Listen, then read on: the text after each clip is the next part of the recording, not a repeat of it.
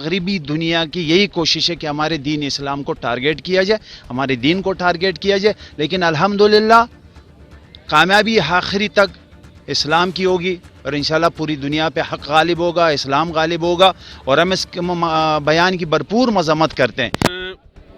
ملالہ یوسفزئی کے اس بیان پر نہیں، اور بھی دنیا میں لوگوں نے نا اس طرح کی ایکٹیویٹیز کری ہے، اور دنیا میں چل رہا ہے، جو یورپین کنٹریز ہیں وہاں پر یہ معاملہ چلتے ہیں، ملالہ کوئی ایک نئی نہیں ہے، لیکن اگر اس نے کہا ہے، کیونکہ ہمارے ملک کی وہ خاتون ہے، ٹھیک ہے، اور یہاں پاکستان کو جا کے دنیا میں پروموٹ کرتی ہے، تو یہ ایک اچھی بات نہیں ہے۔ اب اگر ہم بات کریں کہ جی دو لوگ ایک ساتھ کیوں، مطلب بغیر رشتے کی بھی رہ سکتے ہیں، بغیر نکاح کے بھی، تو اگر اللہ کا نظام آپ دیکھیں تو اللہ نے سب سے پہلے آدم اور حوا کو ایک ساتھ دنیا میں اتارا۔ اللہ کا پسندیدہ رشتہ کیا ہے؟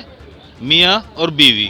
اللہ کا پسندیدہ رشتہ اگر باپ اور بیٹی ہوتے تو اللہ کائنات میں سب سے پہلے ان کو بھیجتے، ماں یا بیٹا ہوتا تو ان کو بھیجتے، تو ایسا نہیں ہے۔ اللہ کا پسندیدہ رشتہ ہی میاں اور بیوی ہے۔ اللہ تعالیٰ سب سے زیادہ خوش کس وقت ہوتے ہیں؟ جب میاں اور بیوی ایک دوسرے سے محبت کر رہے ہوتے ہیں، ان سے ایک دوسرے سے محبت کا اظہار کر رہے ہوتے ہیں۔ اس کو فالو کرا، اور ہمیں فالو کرنے کا میسیج دیا سنت کے تھرو آپ صلی اللہ علیہ وسلم نے۔ آپ صلی اللہ علیہ وسلم نے نکاح کرے، 11 نکاح کرے، کوئی بدکاری نہیں کری نا۔ جب انسان نکاح کی طرف راغب ہوتا ہے نا تو انسان بہت ساری بدکاریوں سے بچتا ہے، حرام کاموں سے بچتا ہے، حرام سوچوں سے بچتا ہے، نظر کا شعور اس میں آ جاتا ہے، ذہن کا شعور آ جاتا ہے، جسمانی شعور آ جاتا ہے، پھر سنت کے ذریعے وہ ثواب۔ ملالہ یوسفزئی نے سر جو بیان دیا ہے شادی و نکاح سے متعلق، اس حوالے سے آپ کا کیا کہنا؟ بسم اللہ الرحمن الرحیم۔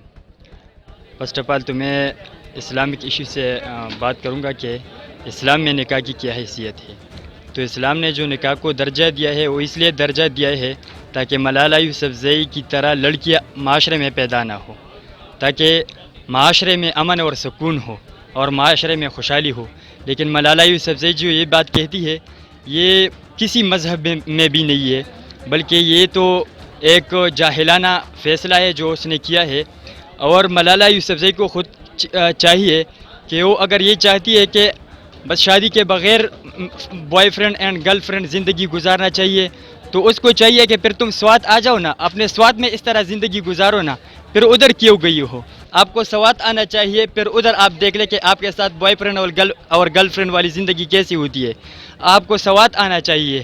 اور ملالہ یوسفزئی جو کہ ایک جاہل، ایک بے غیرت اور کمینی لڑکی ہے، اسی وجہ سے اس کے لیے میں یہ الفاظ کہنا چاہتا ہوں، اسی وجہ سے اس کے لیے میں یہ الفاظ لانا چاہتا ہوں کہ وہ کمینی لڑکی ہے۔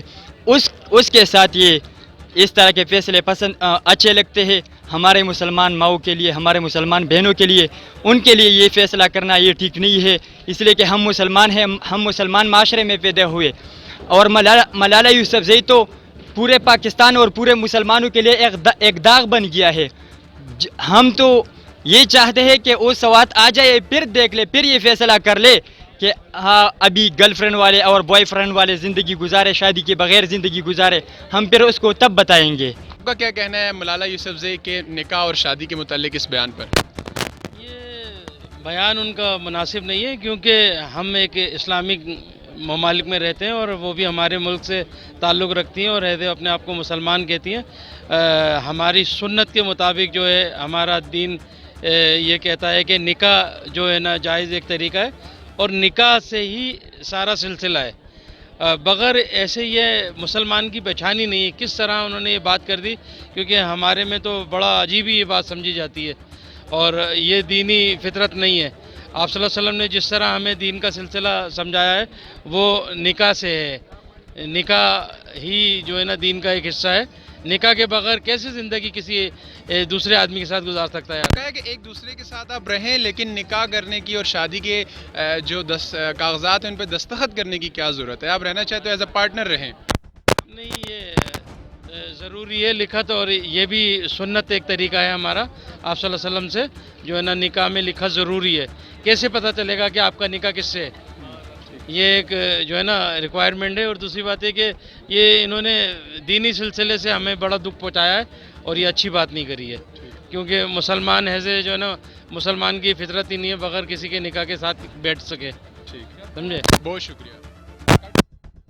ملالہ یوسفزئی نے شادی اور نکاح سے متعلق جو بیان دیا، اس حوالے سے آپ کا کیا کہنا ہے؟ ملالہ یوسفزئی نے جو بیان دیا ہے یہ بالکل ایک جاہلانہ سا بات کی ہے انہوں نے کہ انسان ایک شادی اور بیاہ یا کسی معاہدے کے بغیر نہیں رہ سکتا.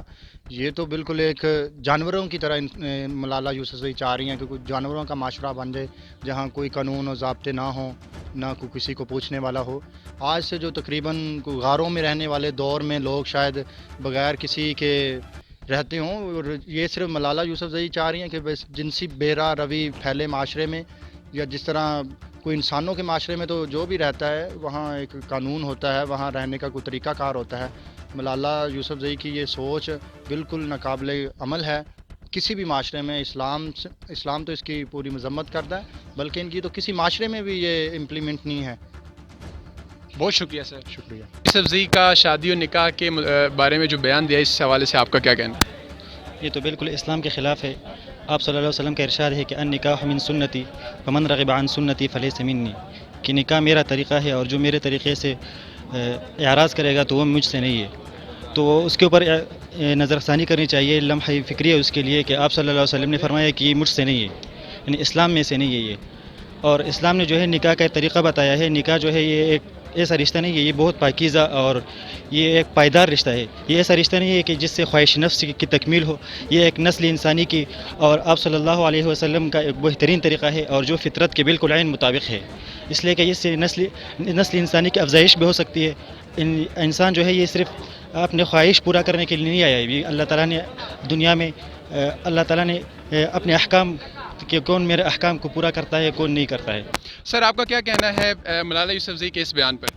اعوذ باللہ من الشیطان الرجیم، بسم اللہ الرحمن الرحیم. بھائی جان ਸਾਡਾ ਕੀ ਕਹਿਣਾ ਹੈ؟ ਅੱਜ ਤੋਂ 1400 ਸਾਲ ਆਪ ਸੱਲੱਲਾਹੁ ਅਲੈਹਿ ਵਸੱਲਮ ਸਾਨੂੰ ਜ਼ਿੰਦਗੀ ਦੇ ਰਹਿਣ ਦੇ ਤਰੀਕੇ ਦੱਸ ਗਏ ਨੇ. ਅਸੀਂ ਮੁਸਲਮਾਨ ਆ, ਸਾਡਾ ਈਮਾਨ ਹੈ ਵੇ ਕਿ ਜਿਹੜਾ ਤਰੀਕਾਕਾਰ ਸਾਨੂੰ ਆਪ ਸੱਲੱਲਾਹੁ ਅਲੈਹਿ ਵਸੱਲਮ ਦੱਸ ਗਏ ਨੇ ਉਹਦੇ ਤੇ ਯਕੀਨ ਕਰਨਾ, ਉਹਦੇ ਤੇ ਅਮਲ ਕਰਨਾ ਸਾਡਾ ਈਮਾਨ ਹੈ. ਤੇ ਮਲਾਲਾ ਯੂਸਫਜ਼ਈ ਜਿਹੜੀ ਇਹ ਜਿਨ੍ਹਾਂ ਦਾ ਖਾਂਦੀ ਹੈ ਵੀ ਉਹਨਾਂ ਦੇ ਗੀਤ ਗਾਉਂਦੀ ਹੈ ਵੀ ਇਹ ਉਹਨਾਂ ਦੀ ਗੱਲ ਕਰਦੀ ਹੈ, ਆਪਣੀ ਤੇ ਇਹਦੀ ਗੱਲ ਕੋਈ ਨਹੀਂ ਹੈ. اللہ تعالیٰ ذات انہوں بھی ہدایت دے. اسی پرزور مذمت کرنے ہیں اس بیان دی. سر آپ کا ایسے لوگوں کا جو ہے اسلام سے مسلمانوں سے کوئی رشتہ نہیں، کوئی تعلق نہیں. ہم ان کا مکمل طور پر بائیکاٹ کر دیں اور ہم حکومت پاکستان سے گزارش کر دیں کہ اس کی پاکستانی نیشنلٹی ختم کی جائے اور اس کو پاکستان آنے کی بالکل اجازت نہ دی جائے. سر آپ کا کیا کہنا ہے ملالہ یوسفزئی کے نکاح سے متعلق اس بیان پر؟ میں تو پہلے یہ کہوں گا ملالہ یوسف کو کہ پہلے وہ اپنا پتہ کرے کہ ان کے والد اور ان کی ماما کا آپس میں نکاح ہوا تھا یا نہیں. وہ خود بھی جو ہے اپنے والد کی ہے یا نہیں. بہت شکریہ.